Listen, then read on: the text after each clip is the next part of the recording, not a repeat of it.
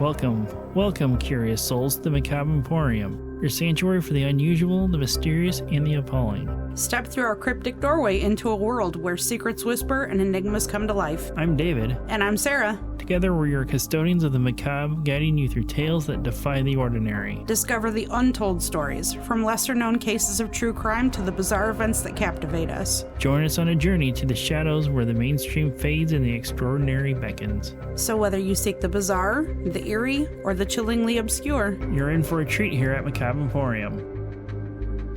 Welcome back to Macabre Emporium. This is episode 65. And first time joining us because you found us on some dark corner of the internet or Twitch or wherever, word of mouth, or Boone County Jail Distillery, welcome. Welcome. So, it's been a long time since we sat in here and recorded an episode, it feels like. Mm-hmm. It's been, almost a month at this point? From a few weeks. Yeah. So we've done quite a bit since, we've done our own actual episode. The Ghostie's in here, excited to hear all about all the fun things we've done. Staring at Sarah. So one of the first things we did, we went and saw Shaky Graves. I believe we mentioned that on the Antoinette Frank episode before we went. I don't know, did we? I think we did. But anyway, that was a lot of fun. This venue was a little bit different than what I expected to see. Cold as fuck. That was the only really bad complaint about the whole entire night. And the interesting thing was it being a concert venue and it being allowed in there was ears weren't ringing after we left. Mm-hmm. And you get that just about anywhere you go. Inside, outside, wherever. This is the first place I can recall ever going to and not having that ear ring. But, being on the grounds of Sweetwater, music that they're going to have the best of the best for their music pavilion. And have the settings right. Yeah. So, yeah, those guys down at Sweetwater, they really do know what they're doing, I guess you could say. And then the day after that, we went back to the Bell Mansion for a couple hours. Had some interesting things happen there a little bit. It was a ghost convention, right? Or a paranormal convention. Yep. Yeah, I couldn't remember why we went. That'd be it was why. a Ghostorama, and so... That's what it was, yep. Her sister Amy and her boyfriend Steve, they joined us. They were on the very first episode of Between Two Skeletons. Mm-hmm. And they went with us, and the look on your face, though, when I sat on that embalming table, was the whole... And I think you threw your hands up, too, at the same time when I did it, and I just looked at you like, yup, I did it. Mm-hmm. So, it being a return trip to the Bell... Walking into Robert's bedroom the very first time we ever went there, I just kind of played it off of nerves. I'm pretty sure I mentioned this in an episode. The next episode we did with the Kevin's the Dark Windows podcast, which we'll get to that here in a minute. But it felt like I was getting this uneasy feeling of somebody being like right behind me, like in a intimidating way to tell me to get the fuck out of there. Yeah, it happened the second time we were in there, and I'm pretty sure I mentioned that in that episode we did with Dark Windows podcast. And then that following week after that, we went to the Boone County Jail Distillery down in Lebanon, Indiana, and we also met up with Kevin Carlton and Kevin Heyer of Dark Windows podcast, which that weekend was way too damn short after, I knew it would be. Spending that much time with them, and I was afraid it would be like this awkward silence at first when we first came face to face, and nope, it was like old friends just meeting up again, and it just laughs and sharing true crime story crap, like all the things related to, between our two podcasts and whatnot. But the Boone County Jail Distillery, that was an interesting building in itself because they have not literally changed the inside of that building. Except for the bar area. Yeah, other than the bar area and the upstairs area, they cut out the ends of the walls of the jail cells because originally it was a steel sheet, basically. And then they had only one way in and out of the cell blocks, so to speak. And then they could just cut giant openings in it so you can walk in and out freely with no issues. I thought it was cool that they had the shit that people wrote and drew on the walls. They had some of them with a empty picture frame around them. Yeah, like a cheap Dollar Tree frame. They just glued it on the wall around the jail inmate artwork that were still on the walls. We got kind of a private tour after doing the biggest pitch of my life to the master distiller there in Boone County, and Kevin Carlton from what Sarah told me, he's just had this huge grin on his Proud face. dad. Probably was having a proud dad moment, saying, "Yeah, sell that shit," and started passing out cards I had made for us to pass out at events or other places we go. So it almost turned into a, person of curiosity to almost a possibility of doing a live podcast there at one point, because she'd seemed pretty interested in maybe possibly having us down there for one at some point. Mm-hmm. So who knows? Maybe. I don't remember the name of the podcast that she said that was going to be there in, what was it, November? I don't remember either. I feel like it was October, November. Yeah, and then we got to meet Nick and Rob Dog of Brohio Podcast, and that was, I'm sure, an experience for you for the net listening to that. It's interesting. Yeah, that's. I didn't tell Sarah anything. It's definitely a bro kind of thing. Didn't tell Sarah anything about Brohio Podcast. Told her they kind of cover some stuff like we do. They have done the Kentucky Meat Shower story like I have, but yeah. And then meeting the Girth Brooks, as he's nicknamed, that probably was a big shock for you. Almost. That's a picture we can put in here. Just have it you and your prom date. Yeah. So if you see the pictures before you listen to this, the backstory of that is why I have a Dumb and Dumber prom tux t-shirt on is that Kevin Carlton from Dark Windows, when he went and saw them in Buffalo, New York, almost a year ago, I think, he did a prom date picture. So I had to one-up him. So got the haircut and beard, trimmed up and all that, and had a Dumb and Dumber tuxedo t-shirt on. So it was a Too Fast weekend full of laughs and everything. There was a paranormal investigation that did go on with that night, but not a whole lot went on. There was too many people for it, honestly. Some people were messing around, screwing with people that, were there wanting to actually do investigation stuff. But it did seem like a majority of people did have experiences inside the solitary cell, which Sarah once again made that icky face that she does when I do something in the paranormal world that she won't ever do. Because we dig, the four of us, after pitching Macabre Emporium to the lady that runs the distillery section, does all the brewing and whatnot, or distilling, I don't remember what the correct term is. She gave Sarah and I and the two Kevins basically a private 4-person tour of the entire jail, just the four of us, which was pretty cool. It was like impromptu, didn't even ask her. She's like, "You guys want to tour real quick?" And we're like, "Yeah, let's go." So she told us all the stories about things she's seen there, heard there, but we didn't see and hear a whole lot. I know we did some spirit box stuff in the one gel cell block area that you and I never really had talked about a whole lot what went on with it. Yeah. I just knew one question I asked someone is because I heard bitch, and I could, the muffling I could hear it was you talking when I heard it, and when I said bitch, so I knew it was you that said something. I didn't say it. I hadn't said anything. Okay, so it sounded like you with the headphones on. That was Hawaiian shirt guy. I did after I took my headphones off, I asked somebody, said when I said murder, I remember saying that distinctively, and somebody said they asked that, and plus I was doing the flashlight trick on the table at the same time. If you don't know what the flashlight trick is, you take like a mag light, you get it to a point to where it actually will connect, but doesn't turn on, and from what I'm guessing, it kept flickering on and off. Constantly. With or without questions answered? With. Okay. So we really should have talked about that ahead of time. But anyway, we're going to talk about it now. But I do remember asking one question because we did get the response of murder, and someone did ask, "Are you in here for murder? Was it turn on or off the light?" I don't remember. You don't remember, but I do remember they did say that they did follow the instruction of either turning it on or turning it off. That was 2.5 weeks ago. There's a lot that's happened since then. And there were a lot of fucking questions asked when we were sitting there. Yeah. Like, when I had my eyes closed, I could see the lights on my K2 meter. I knew that was sitting in front of me just kept flickering up. So I knew something was going on. He's up there twitching his back leg. It keeps catching my eye.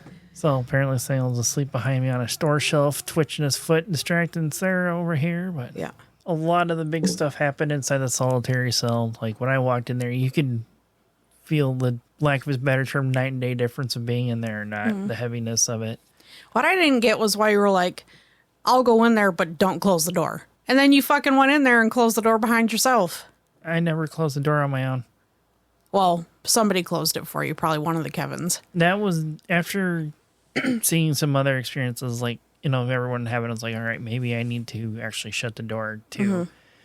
I never really got time to do spirit box in there because we have this weird phenomenon that was going on in there that myself and Kevin Heyer couldn't explain because, I have the EMF meter called the Rook from ghoststop.com. And then I bought one that's like just a staple one that everybody has as a basic starter. I turned both of them on and I set them on the bench. The one with the green LED lights on it, it's not doing anything. But as soon as I had the Rook turned on and I set it down on that bench, it's got a buzzer in it. After a certain level of EMF activities detected, this buzzer starts going off. As soon as I'd set it down on that bench, it's squealing. But the thing is, it would run along the edge of the bench, like anywhere you either sit or lean against the walls or sitting on the edge of the bench is the only place, or right down the middle, if you're as if you're sitting in the middle on the edge, is the only place it was going off. Anywhere in the middle, it was not. Now, I would take it off. I was like, okay, maybe there's something possibly grounding and a very, very, very, very, very low voltage through this metal. So I took it off. I set it on the floor. It's not going off. Kevin Heyer comes in with, I think it was a millimeter he has. I don't remember what it was. Something he also uses with his full-time job that it can detect through walls, if I remember correctly. But we're like taking the Rook plus that along parallel and a pair around all whole edges. His is staying completely at zero the entire time, and the thing's just squealing away. Setting it on the floor, it does nothing. I put it back on the bench. It's at maximum. And when we were in there, and you saw how small that room is, that room dropped 2 degrees while the two of us were in there with the door still open. So who knows? But Kevin Carlton, his solo run in there was interesting. I don't know if you had heard the details of that. I might have. He got a response of, I see you. Oh, yeah, I do remember him saying that. Because I was at the door for him if he wanted it open because the lock is still on there. So one of us was standing there holding the door in case the door for some reason got locked. So we were standing there with our hand on it. It was still far enough away where it wasn't going to get locked. Yeah. But he got a response of, I see you. And then he asked, where are you? And he got next to you. And the next thing he's like, nope, let me out. So, but Kevin, the cat show would have kept on going after hearing that. Sissy ass dogs. At least half of the cat show would have. Right. I'd have been like, that's my cue. I'm done. Yeah. We'll get shows and get your confidence up on doing something like at some point, I'm sure. We'll see. You don't know if you don't try. But anyway, there was even one more experience that I saw that, gonna keep names out of it, for privacy reasons. It was also, once again, in solitary. This couple that was there, the lady sat on the bench and she started saying, oh fuck, over and over and over again. And then she sits and turns and looks up at me, and that was not her goddamn face that I saw walking in that room. And I'm like, oh no, you fucking stay in that room, dude. I don't fucking think so. You're staying in there. Yeah. And then she's just sitting there rocking back and forth, and she starts breaking down. So I called for her husband's name. He comes in, he gets her, and he takes her outside. And that was for the most part. She just got super overwhelmed with feelings and whatnot. And it started when I went outside to talk to him, she said she felt like she was starting to mentally break down sitting in there.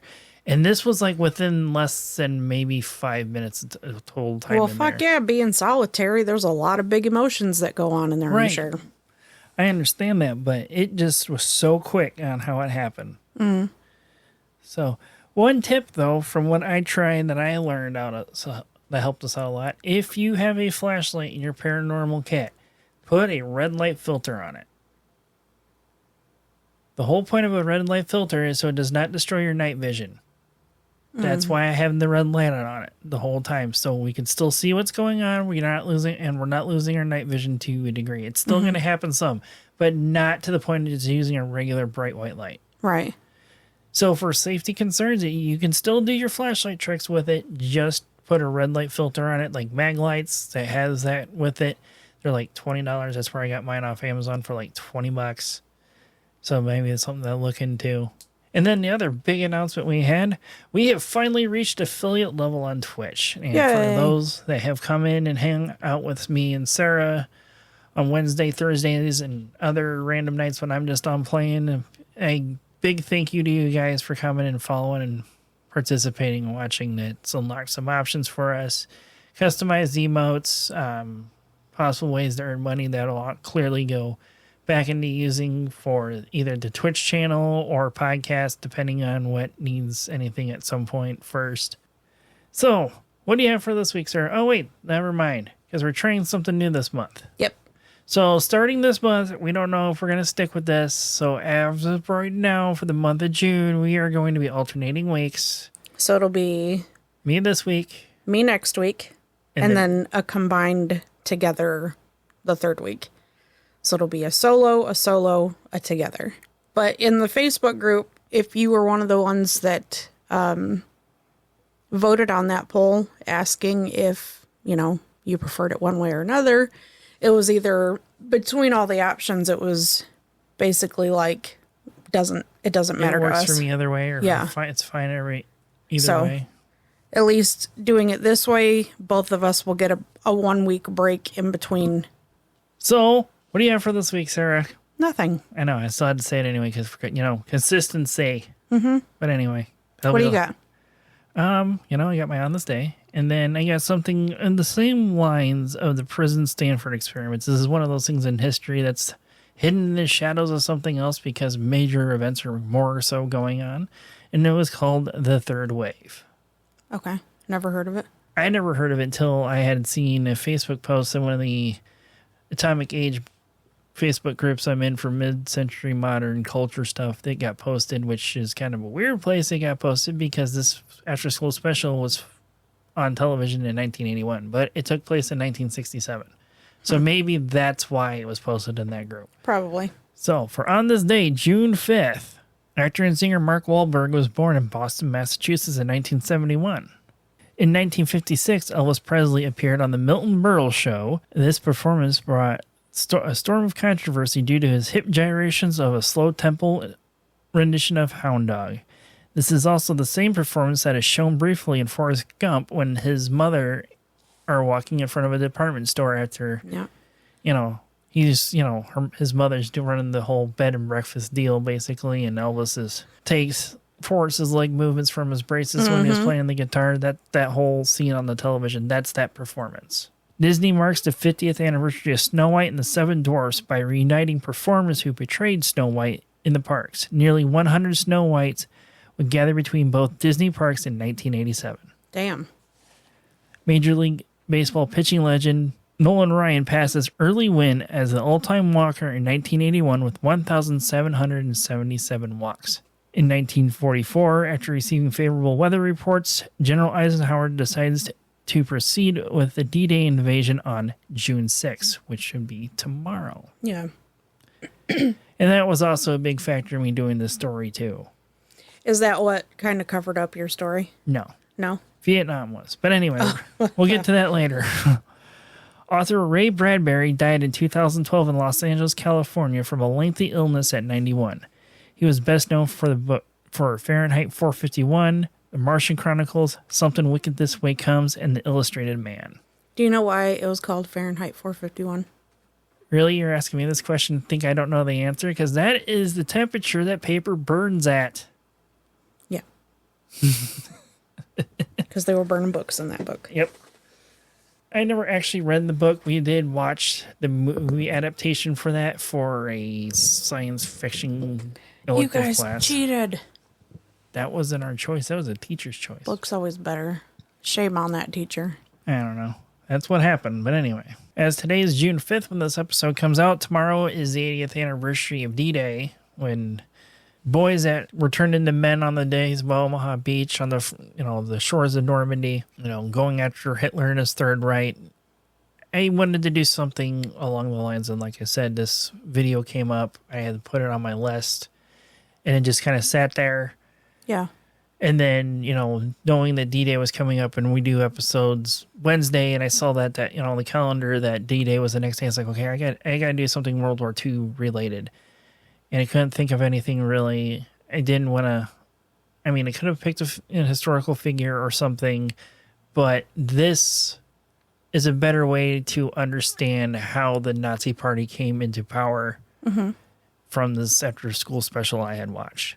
It was only like an hour long, and then like watching it, I was just like, holy shit, that's, now you get a better understanding of a lot of things, how the German population that weren't part of the Nazi Party didn't know what they were doing, because that was one of the things that comes up with this. So this is the story of the third wave, is what it is known as. So in 1967, at Cumberland High School in Palo Alto, California, a teacher by the name of Ron Jones that was pretty young. He was 25 years old, graduated from Stanford University with an MA's degree. He didn't act like other teachers. He would teach with his sleeves rolled up and not wear a tie. So he wasn't like that stuffy 1960s. He was a casual guy. He was a casual, cool kind of teacher dude. He didn't make his students address him by Mr. Jones. They could call him either Mr. Jones or Ron.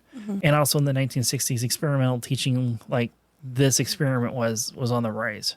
So this like kind of fit the bill for him. He was a very light teacher among all of his students. Some of the students in the documentary lesson plan that I watched for this, they said Ron Jones taught more with you than at you. Okay.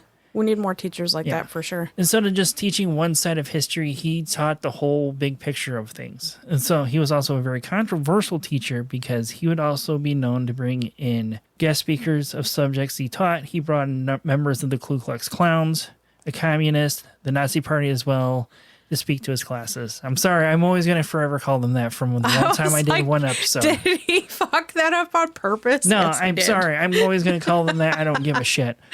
Oh, yeah. But unfortunately, and for certain parts of this, I actually have to use the word Nazi for it to make sense. So this is like I said, this takes place in 1967. Everybody's clean cut. Girls didn't wear pants. I mean, late 1960s, free love movement's starting to take over. Boys are growing their hair out. Some boys are still clean cut, shaven, all that good whole 9-yard thing. So it kind of helped out with how this goes. So in April 1967, Ron Jones is teaching his class. While he was teaching a lesson on Nazi Germany, when he was asked by one of his students, how did the German people claim ignorance of the slaughter of the Jewish people? Well, Ron didn't really have a clear answer on that. So he suggested that we try an experiment on how to see about how that was possible. What Ron did over the weekend, I'm assuming, he cleaned his classroom top to bottom, rearranged the desk into straight rows, because they also said that his classroom was never always rearranged. He would sometimes take them outside, because this isn't like the San Francisco Bay Area. Nice outside, yeah. It's like northwest of Santa Cruz, California, so they got nice weather all year round. This is like open air hallways you see in movies, stuff like that. So he's taking them outside to study all the time, this, that, and the other. Some days the desks would be just in groups, or they'll be in a giant circle for roundtable discussions. So, but when he started this experiment, cleaned his classroom from top to bottom, put all the desks in straight, perfect rows. And then when the students came in, they would be greeted by classical German music was being played. One of his students also didn't notice that Ron was being his regular self. He was more stiff. He wasn't smiling like he always was. He was more, I don't know. Stoic. Stoic, yes. And when they did come in, they were greeted with the word strength through discipline written on the blackboard. He would go on to give a lecture on the beauty of discipline, using examples of how athletes, painters, and scientists and ballerinas are perfecting their craft by staying disciplined to achieve their goals. He would then explain in their experiment that if they followed what was asked of them, they would get an A. Impassive members would get a C. He never gave a clear answer for those who didn't do what they were asked, but students that were interviewed in the documentary said it felt like an implied threat. If you would replace that non-given answer, if you replace your grade with your life. You get it? So you see what he's doing here now? So like in the 60s, the grades were very, very important to get in college. Now, like, they're a little bit more lax these days, but then you had to have like really, really good grades, almost straight A's and B's basically, to get into college. So that was really important for these kids to get an A, because, you go to high school, you go into college, and you start your life from there. Yeah. So this was a really big deal to them to make sure to get this A. So after, giving the explanation about their grades and, lecture about the beauty of discipline on how it makes things easier as you stay more focused, you're more alert, he would command his students to sit up straight with their feet flat on the floor to show the power of discipline. And he would also have them put their hands behind their backs and push their spine into alignment. And he would have them repeat this exercise over and over, pointing out flaws and making improvements to the way they're sitting. Okay. So after this, the next thing he would do, he would go on with running a speed drill of sorts. He would dismiss the class and let them come in filing in on their own. They're bumping into each other, not knocking desks out of alignment. They're knocking that stuff over. And he's timing them the whole time. And he's like, okay, so now let's try this again. Be smooth, be quick, and stay silent about it. Let's see how fast we can do it. So he dismissed the students out. They all came back in, quiet, went straight to their seats, did it less than 5 seconds. And then he ran this over and over and over again with them. Without bumping into anything and all that. Yep, without running into each other because they're all alert, focused on what they're doing. So once he was finally satisfied with the amount of time it was taking him, the average time being 5 seconds, he was ready to move on with the rest of his lesson for the day when one of the students is like, Mr. Jones, I think we can do this faster. Oh. So you're starting to see the ball start rolling here on this. Uh-huh.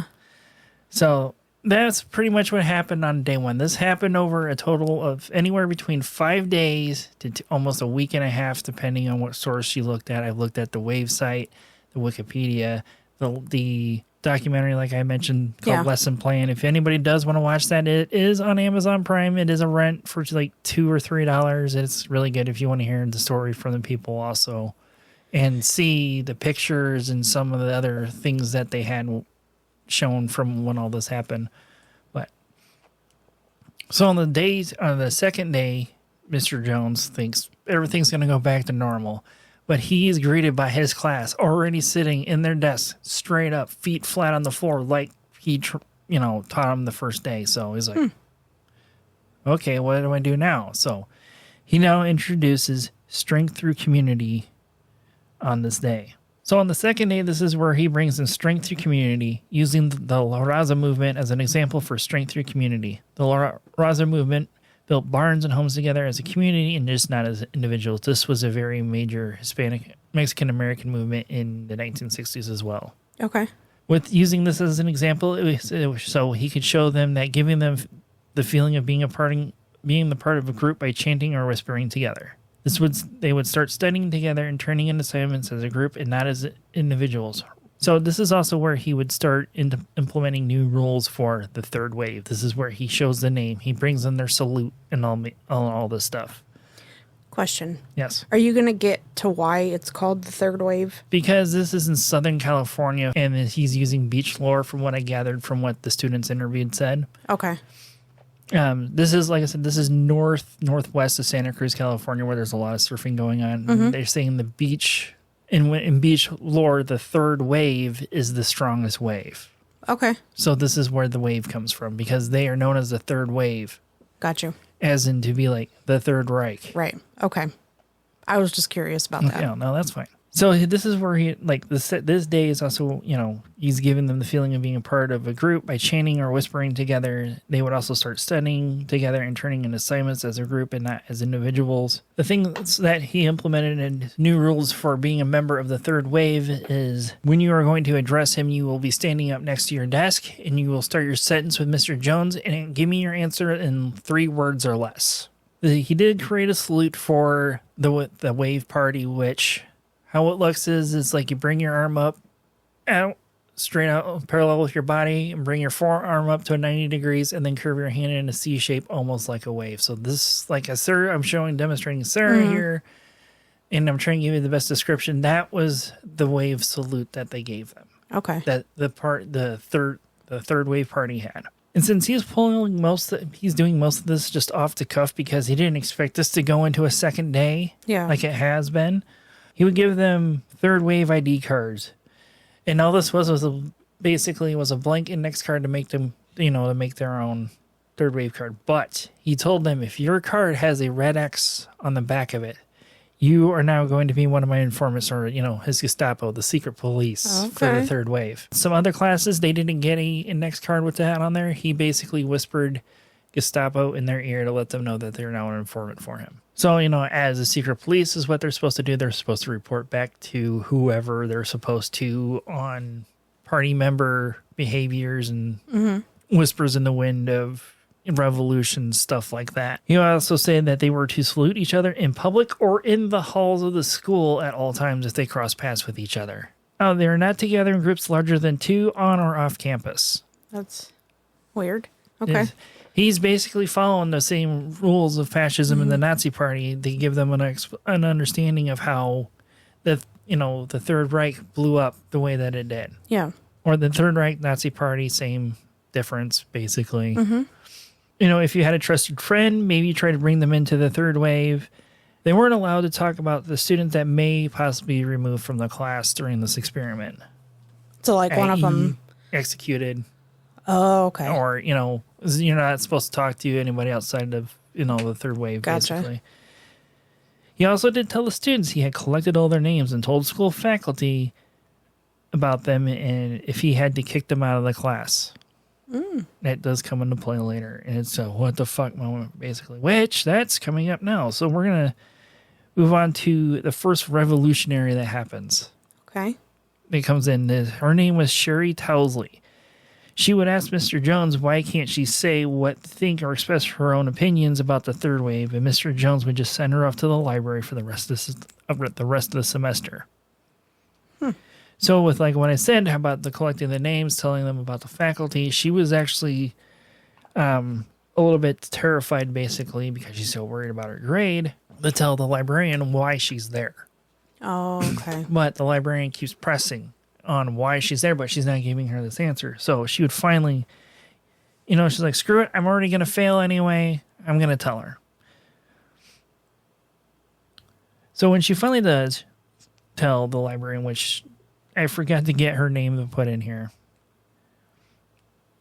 she finally told the librarian about the nature of the third wave. The librarian found this shocking to be happening here in the United States, as she grew up in Nazi Germany. Oh. And would tell Sherry Tousley not to take this sitting down. You had to do something about this, but the student wasn't sure Sherry wasn't sure what to do about this or what to do to even make an impact. So Sherry would end up going home, telling her parents about what was going on. Her father would take her back out to, the Cumberland High School to go place posters, talking against the third wave. Next morning, when she did get to school, her chest puffed out, proud of what she's done, all of her posters ripped down. All her posters, anti-third wave posters are all gone. So she continued to still put them up. She even got a ladder, started dragging a ladder to and from school to put these posters up, and she would come. That's dedication. Yeah. So, I mean, this is the whole experiment. It was to show how fascism, how fast the Nazi Party grew, basically.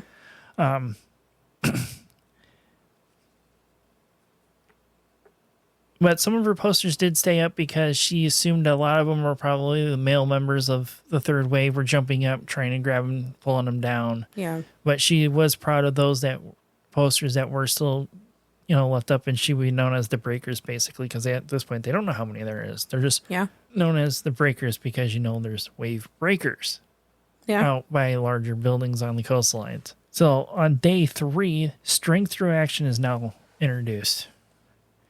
Posters are being made, flyers and tables for members of the third wave to try and recruit, more students into the third wave. Yeah.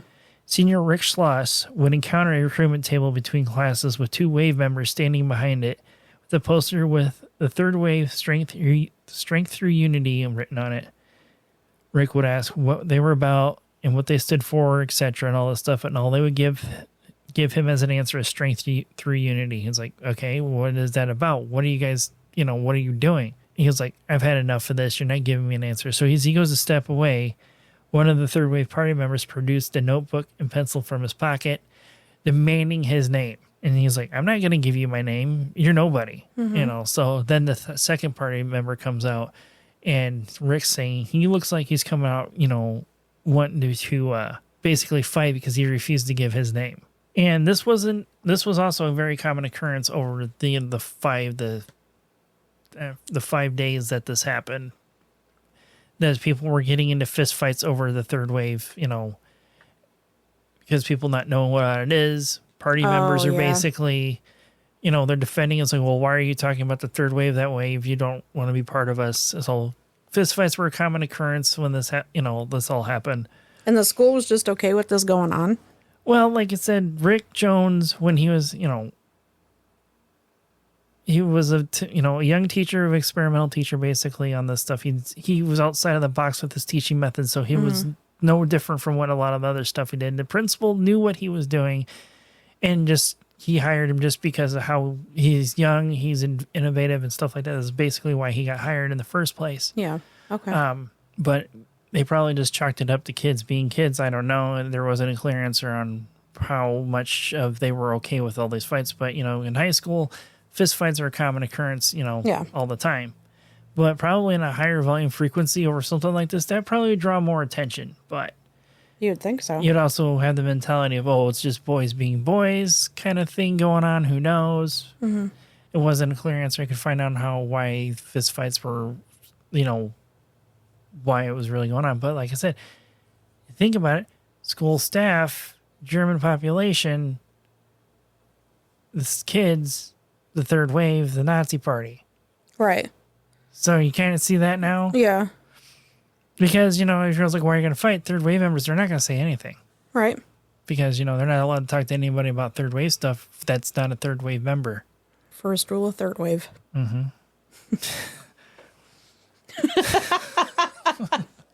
What? Yeah, it took me a second there. I got it. Even though one student by the name of Ole Christensen wasn't a student of Ron Jones, but seeing how the third wave was with their camaraderie and their strength and their unity of being a large group, he wanted to be part of this. But he was excluded as wave party members wouldn't give him a time of day about joining. Why? He didn't really go into whole details. Probably kids, little bit of 15-year-old kids being kids, maybe. Oh, he's a weird kid. We don't want him in part of this, blah, blah, blah. Who knows? By the end of the third day, Jones's classroom was standing room only by the end of this day. Let's start that over. Jones's classroom was standing room only by the end of the third day, as described by the revolutionary. Starting that again. Jones's classroom was standing room only by the third day, described by Shirley, the first revolutionist. Mm-hmm. Because she would walk by and take a peek in there to see, and all she could see was like kids sitting on the floor, standing on the back wall against all the walls of the room. There's kids lined up outside wanting to get in. Just bodies. Just bodies everywhere. Damn. So also by the end of this third day, Jones was starting to hear about students from other high schools in the area wanting to join from his Red X informants. There's one, I forgot to put this in here, there's like 1 or 2 more high schools in Palo Alto, California, and there are students from there wanting to come join. Damn. Join this third wave thing. That's crazy. There would also be mock trials held after his secret police would inform Jones that there had been violators against the third wave. Ron Jones would call a party member by name, and they would snap to attention next to their desk. Jones would then relay he had seen them in the company of known revolutionaries and ask them what do they have to say about that.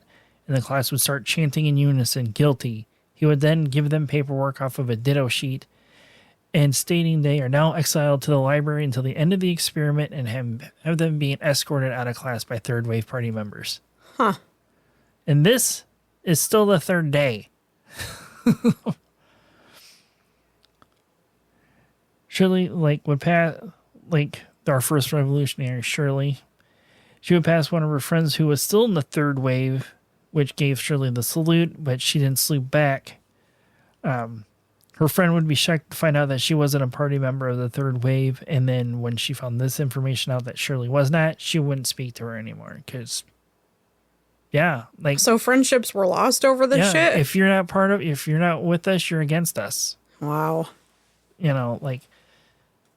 This, like I said, this was like a social experiment, so these high school students could see how the fascism, spread so easily and how things aren't known, how the Nazis did what they did without people knowing. I forget to finish putting his name. Another one of the, third wave members, I forgot to put his name in here. I thought I did. Would make a joke to his best friend due to Ajax laundry detergent slogan in the 1960s being stronger than the dirt, whereas the third wave party members would use STD for strength through discipline. Even though they were friends, they laughed about it, but he was turned into Mr. Jones for making the joke. And when he was banished to the library too? Basically. Well, it didn't really say if he was banished or not. He just realized that somebody he thought was a good friend of his inside the third wave, was a friend with him and they were just making a joke together. But when he was being called out for, I don't remember if they said it was mock trial or not, his friend that he made this joke with was seated in front of him in class, was sitting at, their attention position, feet flat on the floor, straight up, and just looking straight forward, not moving a muscle basically when the student was called out. And one of the third wave party members assigned himself to be Mr. Jones's bodyguard and followed him everywhere. Students would salute Mr. Jones as he passed in the hallways and anywhere he went. The bodyguard would even follow him even to the teacher's lounge as well. And another class that he taught called Tech Prep essentially kidnapped him and put him in a dumpster and told him, "We aren't letting you out until you let us be your Gestapo." The fuck? Yeah, because they're seeing what he's doing with all these other students, and they're like, "That looks cool. I want to be part of that too, but we want to do this." Mm-hmm. So day 4 comes around. His classroom, that is now also the third wave headquarters, was end up being ransacked. All the third wave posters are being torn down off there, but there's nothing else missing. It was just posters were torn down and the breaker posters were put up. Mm. He would then come in, close the curtains of his room, lock the doors, and the club car was also acting as self-appointed bodyguards for Mr. Jones and in the room at the time. So he's in the room with the dark with them. Here he would change everything this day. He's starting to realize that, okay, this is really getting out of hand. By the time the end of this, there was like 200 students involved with the third wave. That's a lot. Yeah. And I tried to see what the population of Kabuli High School was at this time, but I couldn't find it to see how much of the student body was actually involved. Mm-hmm. So it's probably all 4 grades. The students were probably getting involved with this, because probably one of the things that they said and I read about was like during the 1960s, you didn't really have this child and parent interaction like we have been grown up with now. So they were starting to feel like to be part of something, and they were, bonded together through this experience because they didn't have the, that relationship with their parents like we did growing up. The support system. Yes, the support system. So that's why a lot of this really appealed to a lot of students, because it's like, wow, it's like everybody's like supporting each other, basically. Maybe I should join too. Somewhere to belong. Mm-hmm. Yeah, that's what it really boils down to, is that's somewhere I can belong to. Mm-hmm.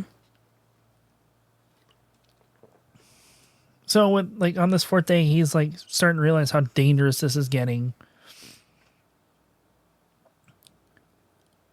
This is also where it starts to ramp up to be like, he informs them that this is not a game. There's teachers across the United States in Seattle, Chicago, Philadelphia, New York City, Detroit, all the big name cities. Like, this is a new movement that's actually happening. This isn't an experiment. It's a plot twist. It really was still an experiment. Oh. But anyway, this is what he's telling these impressionable 15-year-olds. Okay, but they bought it. Yeah, because this is the internet, pre-internet days. Mm-hmm. There's no internet to fact check this teacher if he's telling the truth or not. So they're taking his word as the truth. So this is like where he's saying the third wave is now going to become a new political party. Oh. Yeah, it's starting to sound all a little familiar, basically, right? So he said the trials were used to weed out the weak, and those that are still here are the strongest to make this new political party. And he would also use President Kennedy's death as a way to give the third wave a purpose, as all the values with President Kennedy were lost when he was assassinated. Because it was relevant to the time, because this is happening during Vietnam, so this is why not many people have really heard of this story. Yeah. Like, Kevin's, I figured they would have heard of this because they know a lot of weird, obscure oddball stuff. Neither one of them's even heard of this. Really? Yeah. So with all this going on, everything getting, about to explode, so he tells them, tomorrow there's going to be a rally to be held, and they would meet their new leader of the third wave political party on television at noon. They would be having a rally in room H1, which is one of their, and not really would say it's not an amphitheater, auditorium, but like a lecture hall basically is where he's telling them to have this. It's like that in this lecture hall, this is where we're going to be meeting our new political leader. Is it Regis Philbin? Yes, it is. It's like, I'm trying to start a revolution here. Or no, it's like, I'm trying to start a political party here. It's not involved with Notre Dame. God. If you are a local listener, that last part will hit home to you because you don't know how much his involvement was with Notre Dame, even though he talked about him on television shows. So I had to get it in there. But anyway. You feel better now? Yeah. So some of the students are realizing now that how dangerous this is starting to become and wanting to back out and not be part of the third wave. One of these students would jump up and tell him, this is wrong, we need to leave, but nobody followed them as they left. I'm fucking crazy. Fuck, I've been trying to record a podcast here. Well, there we go. Now it's just going to keep fucking going. I'm leaving it in. I'm sorry. I'm leaving that part. Oh, I know. All that crap in there. I know. They were also the remaining third, since very few students did leave after this realization that how dangerous this is becoming. I think they finally realized that, holy shit, we're just like the Nazis at this point, could be what it is. We're joining a cult. Right. They would also be instructed by Jones that they weren't allowed to talk about the third wave. Come on. They were also instructed not to be allowed to talk about the third wave, as this was a real political group, or even about their rally they were about to have the next day. One rumor had gone around that a party member who had gone to their counselor about the third wave and complained about Mr. Jones, and they were exiled, even though this was just a rumor, keep them at bay for leaving or taking action against third wave and all that stuff. The parents of Steve Canigilio could tell something was wrong with him when they questioned him if everything was okay, but he would tell them that he would ask them to stay home from work, but if they couldn't, because he's telling them about the third wave being a new political party. Yeah. And if they can be around a television, if they can't stay home from work to watch TV at noon, you try and be around when at work if they can, because this is when, the third wave party leader was going to be revealed. So up to 200, the 200 students basically all filled the assembly lecture hall on the fifth day. There was newspapers there taking pictures. Third wave members are guarding the doors. Mr. Jones is in front of the assembly and addresses them. Let us show them the extent of our training, and belted out their salute.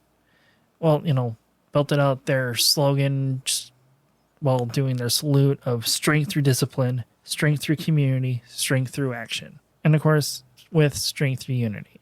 So in front of the assembly hall was a television. After Jones, explained that, let's show them our strength together with, their salute and their chanting. He turns on this television and is just left on static, and he leaves the room. Mm-hmm.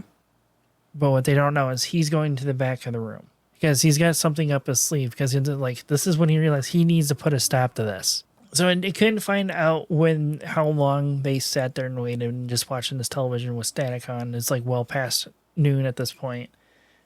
Everyone's just sitting there staring at the screen.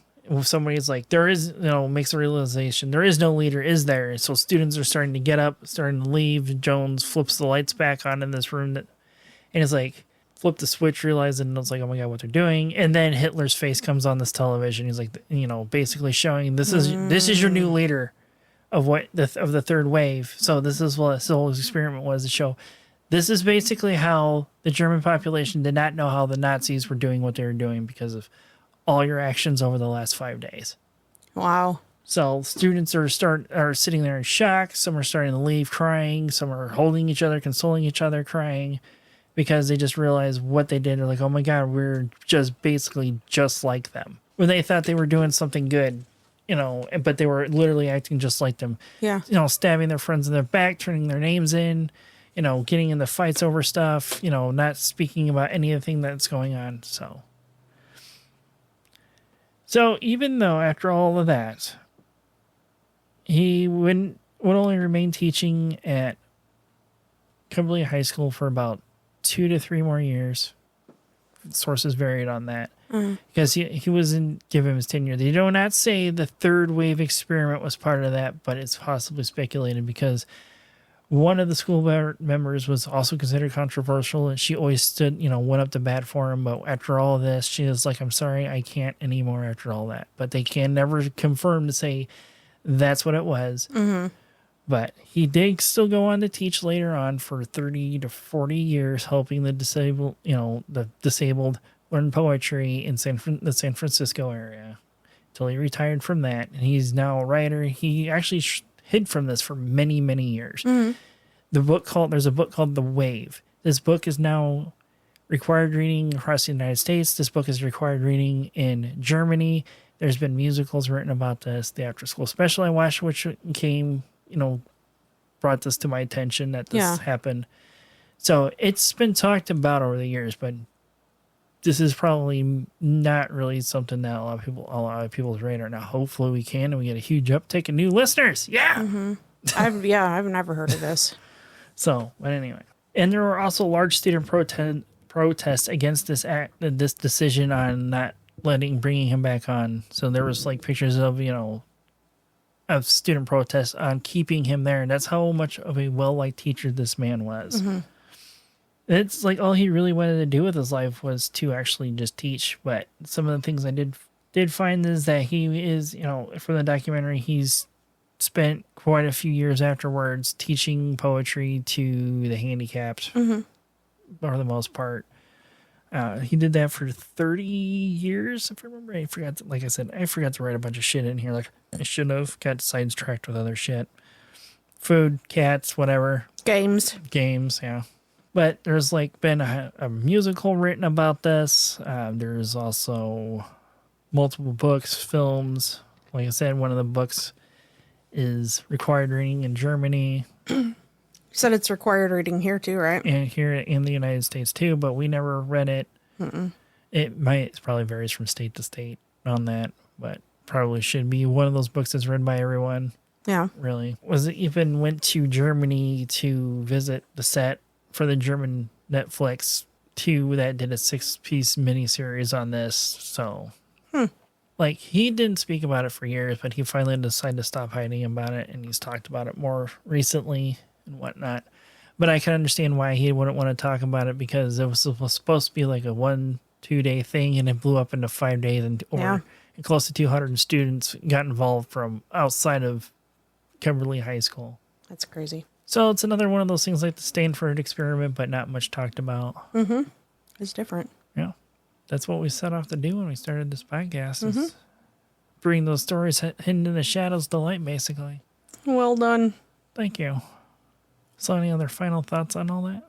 Not really. And just other than the fact that it's you can't believe it's shocking that something like that kind of happened. I mean, yeah, it's right. I just wonder how they in that time frame how they were doing all that and didn't realize that was the same shit that Hitler did.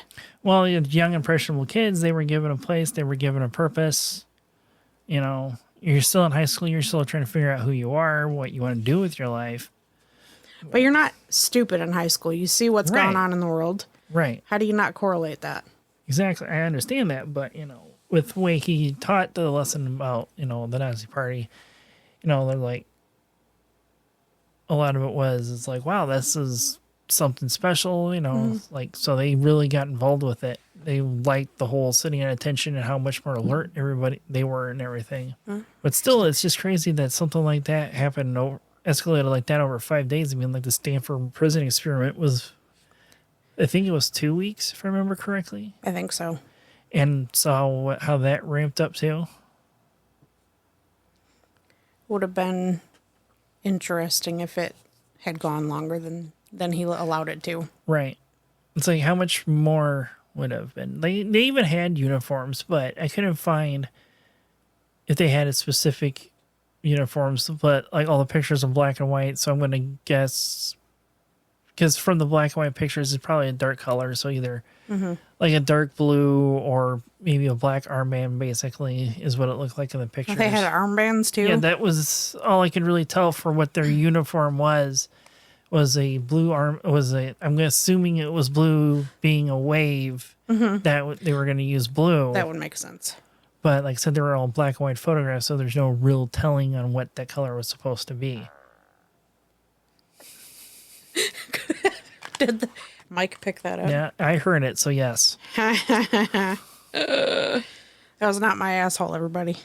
So yeah, also Weird Sounds fun fact with our 2 Skeletons episode with Dark Windows Podcast, that whoosh sound you heard on the floor that sounds like a whip, that wasn't a sound effect I accidentally dropped in. That was my coat killing itself on the floor of their Airbnb. Yeah.